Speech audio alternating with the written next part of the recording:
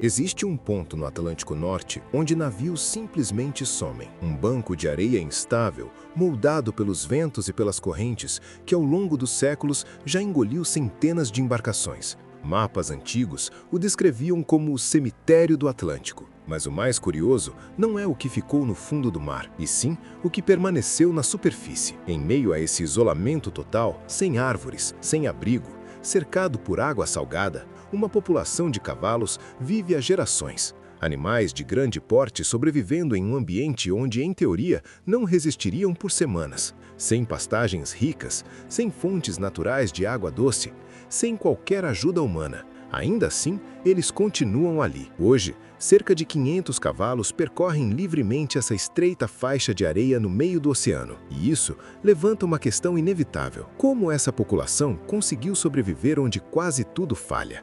Essa não é apenas uma história sobre animais isolados. É a história de uma das adaptações mais improváveis já registradas. Um experimento involuntário onde a natureza levou a sobrevivência ao extremo. Bem-vindo a Sable Island, o território onde o impossível encontrou uma maneira de existir. O espectro de areia. Antes de compreender os cavalos, é preciso observar o lugar que os mantém vivos. Ou mais precisamente, a areia. Sable Island não se comporta como uma ilha comum. Trata-se de um banco de areia em constante transformação, um arco estreito de dunas que se estende por pouco mais de 40 quilômetros no encontro de correntes oceânicas instáveis. Ali, o solo muda de forma a cada ano. O vento redesenha o relevo e o horizonte frequentemente desaparece na névoa.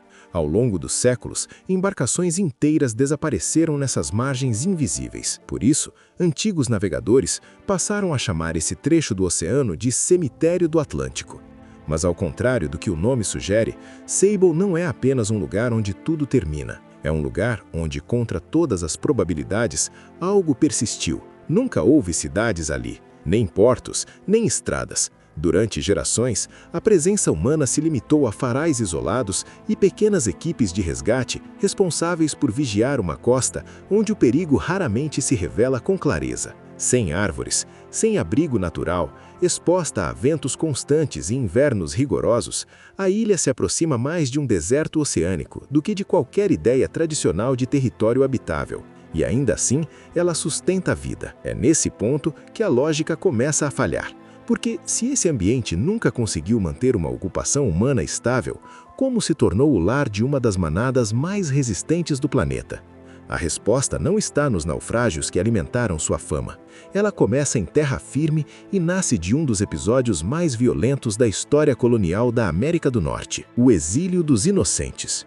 A presença desses cavalos em Sable Island começa de longe dali. Em 1755, nas terras férteis da Nova Escócia, um dos episódios mais violentos da história colonial da América do Norte estava em andamento. Comunidades inteiras foram desfeitas à força.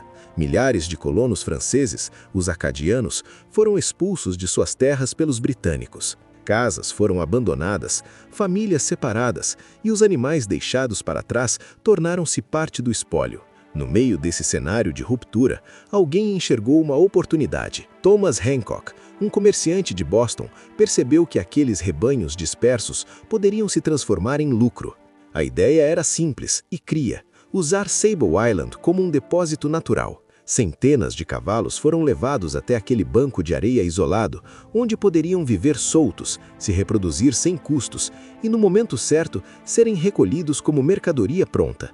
Sem cercas, sem manejo, sem investimento contínuo, a natureza faria o trabalho.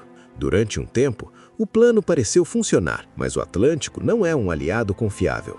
As correntes, o clima e a própria instabilidade da ilha transformaram a logística em um risco constante. Resgatar os animais tornou-se caro, imprevisível e, aos poucos, inviável.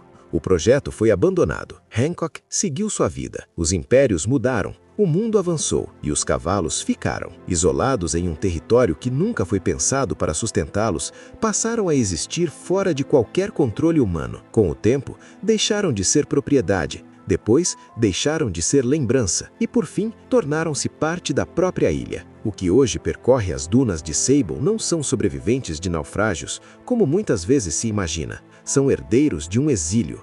Animais que, abandonados em silêncio, iniciaram um processo de adaptação que atravessaria gerações. Mas entender como chegaram até ali é apenas parte da história. A questão que permanece é mais profunda, porque em um ambiente onde o sal domina o solo e a água doce é escassa, permanecer vivo exige mais do que resistência. Exige transformação, e é exatamente isso que esses cavalos parecem ter feito. A ecologia do impossível. Viver em Sable Island não é apenas difícil, é um teste constante de limite. Ali não existem pastagens macias nem abundância de alimento. O que sustenta esses cavalos cresce rente à areia. Uma vegetação rígida, rica em sílica, constantemente coberta por partículas trazidas pelo vento. Cada mordida vem acompanhada de desgaste. Com o passar dos anos, os dentes são consumidos de forma acelerada, muitas vezes chegando à raiz muito antes do que se observaria em outras populações. Ainda assim, os animais continuam se alimentando. O corpo precisou encontrar uma solução. Ao longo das gerações, esses cavalos passaram a extrair o máximo possível de uma dieta mínima. O sistema digestivo tornou-se extremamente eficiente, capaz de aproveitar nutrientes de uma vegetação que, para muitos herbívoros, teria valor quase nulo. Mas é na água que o desafio se revela por completo. Em Sable não existem rios, nem lagos, nem nascentes permanentes. O oceano cerca tudo, e tudo é sal. Ainda assim, eles bebem. O segredo está escondido sobre a superfície. A água da chuva, ao infiltrar-se na areia, forma uma camada subterrânea de água doce que flutua sobre o lençol salgado.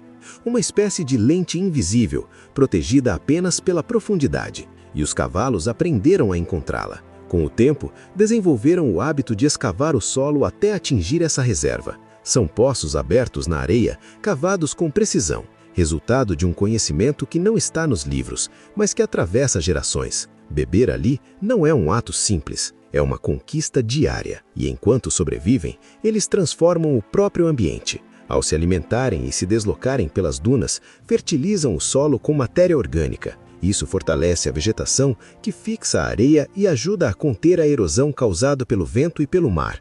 A ilha sustenta os cavalos, e de certa forma, os cavalos ajudam a sustentar a ilha. Uma relação silenciosa construída ao longo do tempo, onde cada elemento depende do outro para continuar existindo. Mas essa balança carrega uma fragilidade. Isolados por séculos, esses animais formam uma população geneticamente restrita. Não há fluxo externo, não há renovação. A mesma condição que permitiu essa adaptação também impõe um limite. E diante de um mundo em transformação, surge uma dúvida inevitável. Até que ponto o isolamento protege e a partir de quando ele passa a ameaçar? O conflito invisível. Em Sable Island, sobreviver não significa estar seguro. O isolamento que protege também expõe. Sem abrigos, sem assistência e sem qualquer tipo de manejo, esses cavalos vivem sob regras que não admitem concessões. Quando o inverno avança e o gelo cobre a vegetação, a escassez se impõe com força. Em alguns anos, a mortalidade deixa de ser um evento isolado e passa a fazer parte do equilíbrio. Ainda assim, nenhuma intervenção é feita. A decisão é deliberada. O governo canadense adotou uma política rigorosa de não interferência. Não há resgate, não há suplementação, não há controle direto. O que se preserva ali não é apenas uma população de cavalos, mas um processo que se desenvolve sem intervenção humana há séculos. Essa escolha, no entanto, nunca foi consenso. Ao longo do tempo, surgiram propostas de remoção, manejo e até introdução de novas linhagens.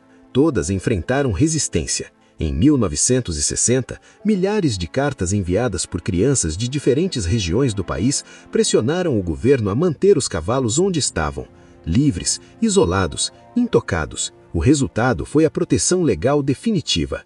Hoje, esses animais vivem em um estado raro no mundo moderno, um tipo de liberdade que já não se encaixa facilmente no século XXI. Mas essa liberdade tem um custo.